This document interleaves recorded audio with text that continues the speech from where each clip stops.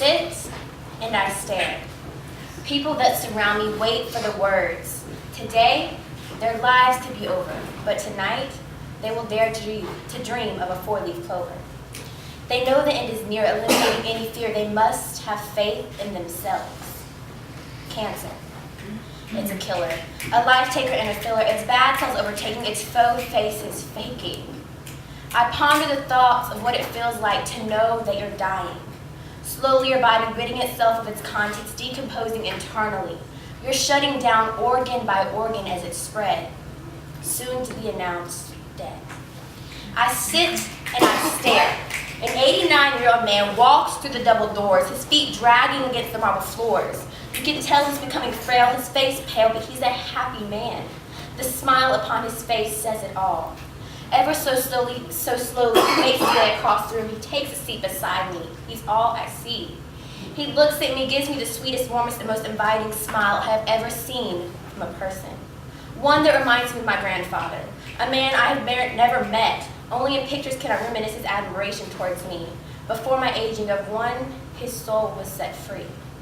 Mama always said, don't talk to strangers. But to me, in some mystifying way, this man, he was no stranger. Without hesitation, I said to him, how are you? He looked around, bowed his head, let out a laugh, and said, pretty good. How about you, little lady? I felt the muscles in my face tightening. A smile from ear to ear had risen. Just fine, I said. Before I could think of what I was saying, I had asked the man, why are you here? He looked into my eyes, into my soul, answered with a tone so vulnerable, so shaken, he said, to see if God has answered my prayers, to see if God has been listening to me, to see if God will give me a second chance. Just then, he was called by a nurse.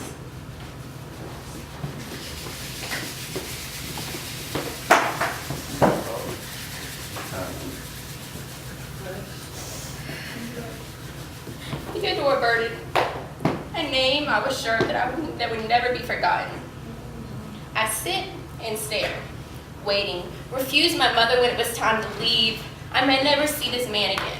A thought I begged myself not to believe. The good die young. Probably one of the most truthful statements I've heard in a long time. It becomes more realistic day by day, words that become a sin to say. This man was not young, but he had a soul of a teen. His persona not visible but evident. His love for others felt just by a smile. His cancer, a vile disguise, a simple demise. I sit and stare. He was one of few immune to protection, one of few open to infection. It's a killer, a life taker and a filler. Its bad cells overtaking, its faux face is faking. It's cancer.